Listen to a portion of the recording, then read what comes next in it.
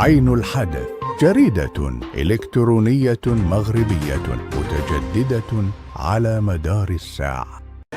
انعقدت بدار السلطان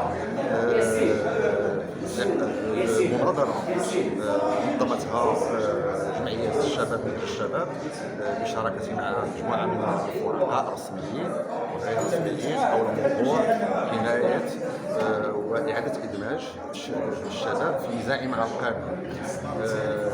خلال اليومين من المناظرة تم تسليط الضوء على مجموعة من المشاكل التي يعاني منها الشباب في زعيم على القانون سبل إعادة إدماج هذا الشباب داخل المجتمع. وقد ركز المتدخلون الرسميون وغير الرسميون هذه الجمعيات على ضرورة إعادة فتح الباب أمام الشباب في زعيم القانون من أجل إدماجهم داخل المجتمع.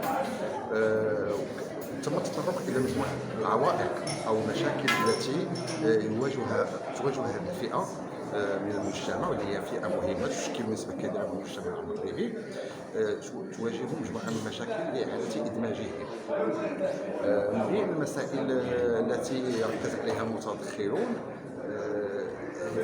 الرسميون هي يعني الترسانة القانونية المهمة التي جاء بها المشرع، مثلا العقوبات البديلة وأهميتها يعني في التخفيض من نسبة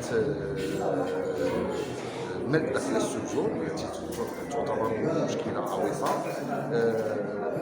وكذلك أهم نقطة يعني كانت بصراحة هي ضرورة يعني تبسيط وتقريب مفهوم العقوبات البديلة للسكان، يعني السكان العاديين، يعني المواطن العادي الذي لا يضبط مجموعة من المفاهيم القانونية.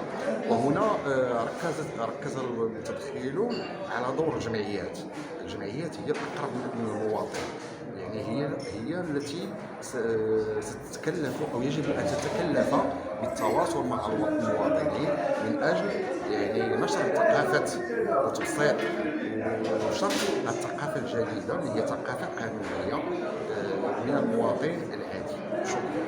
شكرا. عين الحدث، جريدة إلكترونية مغربية متجددة على مدار الساعة.